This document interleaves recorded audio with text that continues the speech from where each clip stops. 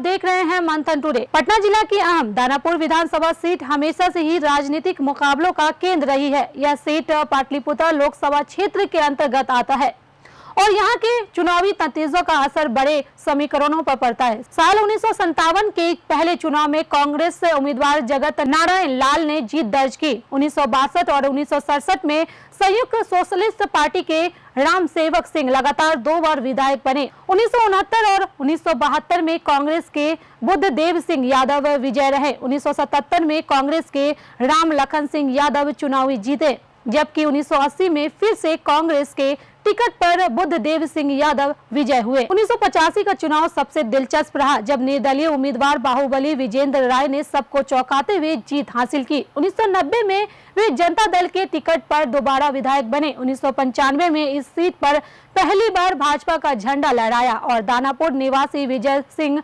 यादव विधायक बने।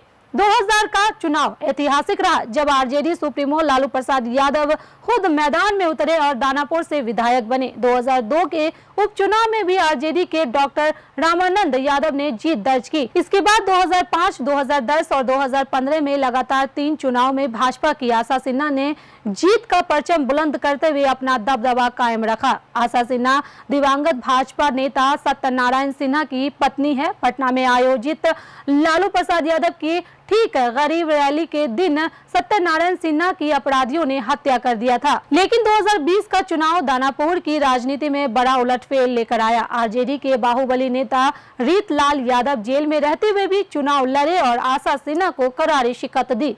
रीतलाल यादव ने 89,895 वोट पाकर जीत दर्ज की, जबकि आशा सिन्हा को 73,971 वोट मिले। यानी रीतलाल ने 15,924 वोटों के भारी अंतर के बाजी मार ली। तीसरी नंबर पर दीपक कुमार रहे, जिन्होंने मात्र 7,731 वोट मिले। साल 2015 के चुनाव में हालांकि आशा सिन्हा ने जीत हासिल की थी, उन्हें 72,192 वोट मिले, जबकि आरजेडी उम्मीदवार राजकिशोर यादव को 66,963 वोट मिले।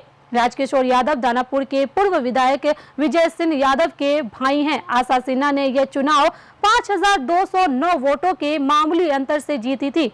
तीसरे स्थान पर निर्दलीय टिंकू यादव रहे, जिन्हें 13,200 वोट मिले। 2010 के चुनाव में आशा सिन्हा ने निर्दलीय रीतलाल को 17,919 वोटों के बड़े अंतर से हराया था। उस समय आशा सिन्हा को 59,425 वोट मिले थे, जबकि रीतलाल राय को 41,506 वोट मिले थे। 2005 के चुनाव में भी आशा सिन्हा ने जीत हासिल की थी। उन्होंने आरजेडी के डॉक्टर रामानंद यादव को 17,162 वोटों से हराया था। आशा सिन्हा को 49,989 वोट मिले थे, जबकि डॉक्टर रामानंद यादव को 32,827 वोट मिले। लोजपा उम्मीदवार सुरेश राय 7,914 वोट पाकर तीसरे स्थान पर रहे थे। यानी साफ है कि दानापुर की राजनीति पर लंबे समय तक आशा सिन्हा और भाजपा का कब्जा रहा है, लेकिन 2020 में रीतलाल यादव की वापसी ने पूरा समीकरण पलट दिया। दानापुर विधानसभा सीट पर यादव मतदाता निर्णायक भूमिका निभाते हैं। यादवों के अलावा पासवान, रविदास, राजपूत, भूमियार, कुर्मी और मुस्लिम वोटरों की भी बड़ी तादाद है। वैश्य समाज का भी यहाँ अच्छा खासा प्रभाव है। यही वजह है कि हर चुनाव में जातीय समीकरण के आधार पर उम्मीदवारों की किस्मत तय होती रही है। दानापुर सीट पर वर्तमान में आरजेडी नेता रीतलाल यादव का दबदबा है। उनका नाम दानापुर में राजनीति का बाहुबली दोनों के लिए जाना जाता है।